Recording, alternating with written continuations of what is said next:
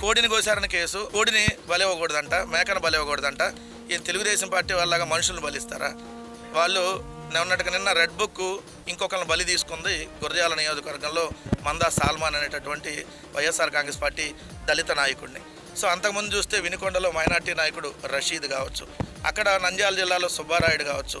ఇలా వీళ్ళ అరాచకత్వం రోజు రోజుకి మనుషుల్ని చంపేటటువంటి స్థాయికి ఈ కూటమి ప్రభుత్వం వెళ్ళిపోతూ ఉంది. 19 నెలలుగా ఆంధ్రప్రదేశ్ రాష్ట్రంలో జరుగుతున్నటువంటి అరాచకం అంటే చాలా తక్కువే అయింది. అంతకంటే ఇంకా పెద్ద పేర్లుంటే పెట్టాలి. ఎందుకంటే నోరెత్తితే కేసు, సోషల్ మీడియాలో పోస్ట్ పెడితే కేసు, ఏదైతే జగన్మోహన్ రెడ్డి గారి బర్త్డే సందర్భంగా కేక్ కట్ చేశారని కేసులు పెట్టారు, ఏదైతే కోడిని కోసారని కేసు, కేక్ అంట కత్తితో కట్ చేయకూడదంట. మరి ఎవరిని తీసుకొచ్చి కట్ చేయాలి? కేక్ అనేది చిన్న కత్తో పెద్ద కత్తో దేంతో దాన్ని కదా కట్ చేసేది. వాళ్ళు విత్తినటువంటి విత్తనం రేపొద్దున మొక్కగా పెరిగి దానికి ఫలాలను కూడా వాళ్ళే చక్రవడ్డీ బారువడ్డీతో సహా అనుభవించాల్సినటువంటి పరిస్థితి రానున్న రోజుల్లో ఉంటుందన్నటువంటి విషయం గుర్తుపెట్టుకోవాలి.